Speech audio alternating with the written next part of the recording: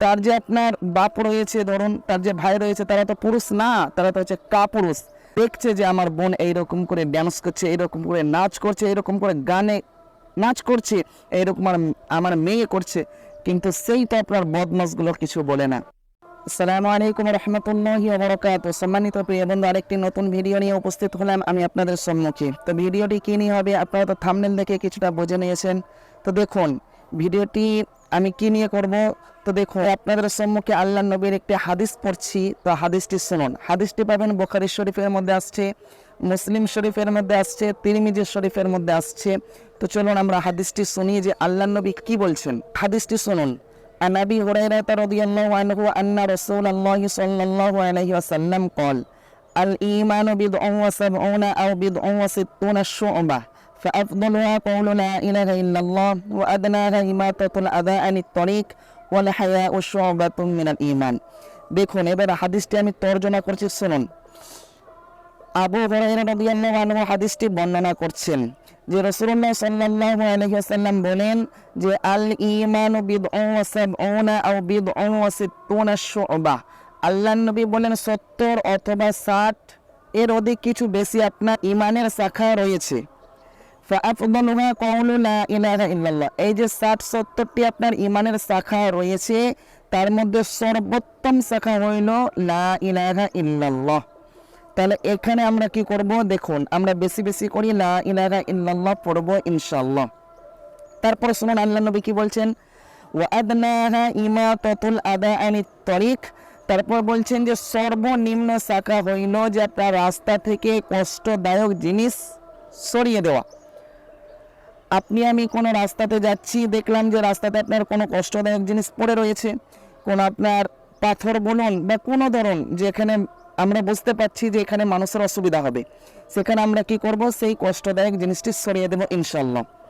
তারপরে আল্লাহ নবী বলছেন যে ওয়াল হায়াউ শু'বাতুম মিনাল ঈমান। আর এই যে আপনার লজ্জা, এই লজ্জাটা ঈমানের একটি আপনার বিশেষ শাখা। দেখুন এই লজ্জা সম্পর্কে আমি দু চারটি কথা বলি। দেখুন আজকে মুসলমান কোথায় গিয়েছে বলুন।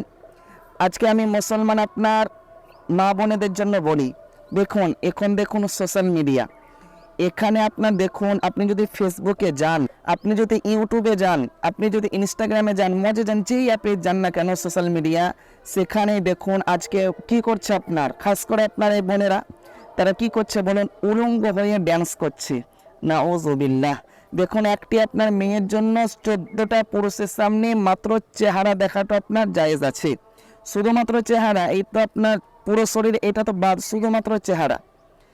আপনার এই হাত এতটা পর্যন্ত, আপনার পায়ের আপনার গঠনের নিচে পর্যন্ত, আর শুধু চেহারাটা এই সব ঢাকা থাকবে, শুধু চেহারাটা আপনার দেখানো জায়েজ আছে 14টা পুরুষের সামনে, বাকি পুরুষের সামনে দেখানো হারাম।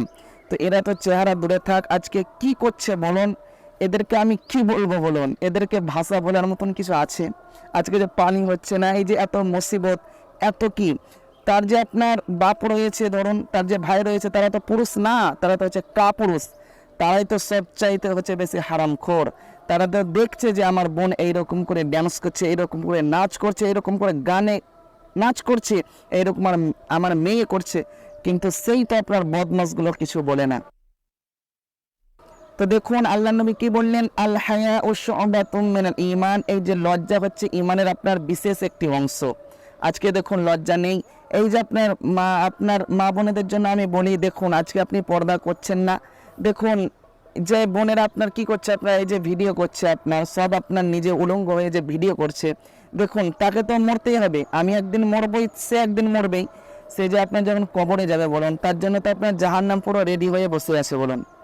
তার জন্য আমি বোনদেরকে হাত জোর করে বলবো, মাদেরকে আমি হাত জোর করে বলবো, দেখুন ওইসব বাদ দিন।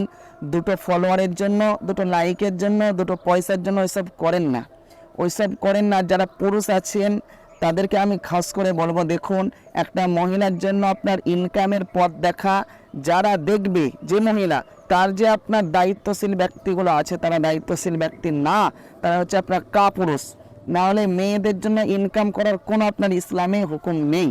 তো যাই হোক আমি বলবো মা বোনদেরকে খাস করে বলবো যে আপনারা পর্দার সাথে থাকুন, লজ্জা করুন, লজ্জাটা নিজের মধ্যে আনুন। আপনার আমার মধ্যে যদি লজ্জা না থাকে, লজ্জা নেই মানে ইমান নেই।